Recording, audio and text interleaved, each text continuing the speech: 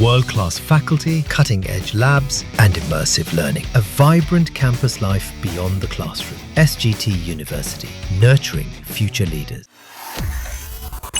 इस जंग के बीच, इजराइल और ईरान की जंग के बीच, जब अमेरिका ने भी ईरान पर अटैक कर दिया, तो सवाल यह है कि एक तरफ तो जंग चल रही थी, दूसरी तरफ भारत पर एक एडवाइजरी जारी की गई अमेरिका की तरफ से।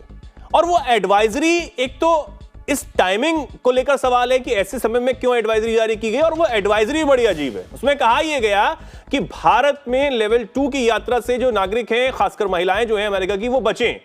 रेप के मामले बढ़ रहे हैं, ऐसी बातें उसमें की गई। साथ ही यह भी कहा गया कि आतंकवादी हमला होता है तो बता के नहीं होता है। तो क्या अब यह सवाल है कि भैया 9/11 जब अमेरिका में हुआ था तो क्या बता के हुआ था? अब इंडिया में चाहे कोई भी आतंकी हमला हुआ हो, उसका मुंहतोड़ जवाब हमारी सरकार ने भी, हमारे वीर जवानों ने दिया है। लेकिन अमेरिका की यह एडवाइजरी जारी की गई, अजीब एडवाइजरी, और ऐसे समय में जारी की गई, इसको लेकर क्या कहेंगे पुष्कल जी? देखिए, डोनाल्ड ट्रंप साइकोलॉजिकली अगर मैं उनको डिस्क्राइब करूं तो वो पर्सनालिटी उनकी जो है नार्सिसिस्टिक पर्सनालिटी डिसऑर्डर वाली है। वो बड़े नार्सिसिस्टिक आदमी हैं। जब से उन्होंने कुर्सी संभाली है तब से वो ये प्रयास कर रहे हैं कि सारे देश, सारे राष्ट्राध्यक्ष उनसे झुक जाएं।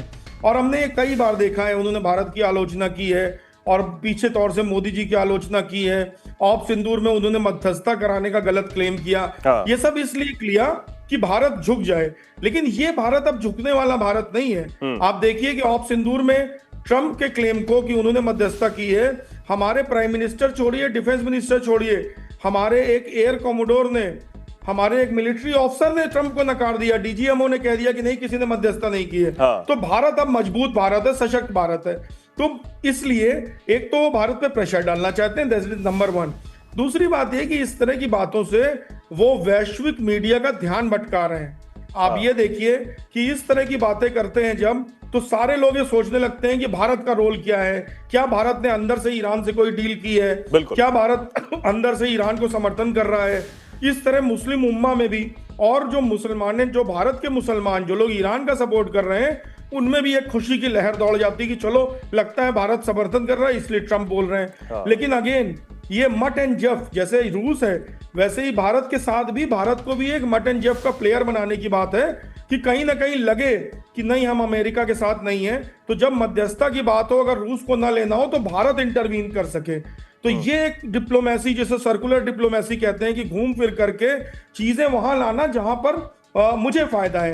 तो एक ये वो डिप्लोमेसी भी है। दूसरी बात ये है कि प्रेशर इस बात का ज्यादा है कि भारत कुछ बयान दे, और भारत इतने धैर्य का परिचय दे रहा है, इतनी अच्छी डिप्लोमेसी का परिचय दे रहा है कि वो एकदम न्यूट्रल है, जैसा उसे रहना चाहिए। क्योंकि भारत और रूस दोनों के दोनों हाथों में लड्डू है। अगर ईरान को कुछ होता है तो भारत को ज्यादा नुकसान नहीं होगा, और अगर ईरान को कुछ नहीं होता, वॉर रुक जाती है, तो भारत तो शांति का समर्थक है ही है। तो लड़ाई हो या ना हो, भारत को ज्यादा नुकसान नहीं है, क्योंकि किसी भी देश की, इंक्लूडिंग अमेरिका, ये हिम्मत नहीं है कि भारत के ऊपर कुछ भी कर सके। अब देखना यह है कि कल को भारत का एयर स्पेस यूज करने की जरूरत किसको पड़ेगी। अब देखिए, भारत का एयर स्पेस यूज करने की जरूरत दोनों में से किसी को नहीं पड़ेगी, क्योंकि ईरान की इतनी कैपेबिलिटी ही नहीं है कि अमेरिका तक चला जाए, और इजराइल और अमेरिका पहले ही पूरी तरह से उन्हें घेर चुके हैं। तो भारत जिस तरह साइलेंट है वो साइलेंट रहे। लेकिन ट्रंप साहब ये चाहते हैं कि मोदी जी एकदम उनके पीछे पीछे घूमे, जैसे कि ये मुनीर घूम रहा है। ऐसा होने वाला नहीं है।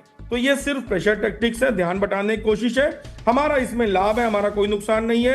इन्होंने, देखिए, अब एक चीज आप समझिए, इन्होंने जो स्टेटमेंट दिया, इन्होंने क्या बोला कि इन एरियाज में भारत में मत जाइए, वरना अमेरिका मदद नहीं कर पाएगा। मतलब अमेरिका की पहुंच नहीं है भारत के उन एरियाज तक। जो अमेरिका, जो ट्रंप ये कहता है मैं दुनिया में कहीं भी इंटरवीन कर सकता हूं, वो आज खुद कह रहा है कि मैं भारत में इन जगहों पर इंटरवीन नहीं कर सकता भाई साहब, मेरी हिम्मत नहीं जाने की। तो देखिए, अंदर से वो डरा हुआ है। ट्रंप अंदर से भारत की पावर से, मिलिट्री माइट से, इनोवेशन से वो डरा हुआ है। तो इसलिए इस तरह के बयानों को बहुत ज्यादा तवज्जो मत दीजिए। बयान ठीक है हमारे लिए, कोई दिक्कत। ठीक है। तो अब ये जो बयान दिया गया, इस पर एक बहुत अच्छा जवाब, बहुत सटीक जवाब द्विवेदी जी ने दिया। और क्योंकि जिस तरीके से अब इस टाइमिंग के बीच में आप इस तरीके का बयान देते हैं, और इससे पहले एप्पल के सीईओ को आप धमकाते हैं कि भैया अमेरिका में प्रोडक्शन कीजिए, भारत में प्रोडक्शन मत कीजिए, तमाम बहुत सारी बातें, एक नहीं कई बार एक एक बात, मध्यस्थता की एक बार नहीं इतनी सारी बार उन्होंने बात कर दी कि हमने मध्यस्थता करवाई। भारत बार बार नकारता रहा है कि आपने मध्यस्थता करवाई नहीं, तीसरा पक्ष कोई था नहीं। फिर भी चलिए ठीक है, एक अलग बात है। फिलहाल के लिए बहुत बहुत शुक्रिया पुष्कल जी आपका हमारे जुड़ने के लिए और हमें समय देने के लिए। अपना कीमती हमारे दर्शकों का बहुत बहुत धन्यवाद। आप इस पर जो भी कुछ सोचते हैं, जो भी कुछ कहना चाहते हैं, कमेंट सेक्शन में लिखें और ऐसे ही जुड़े रहें, देखते रहें दैनिक जागरण। नमस्कार।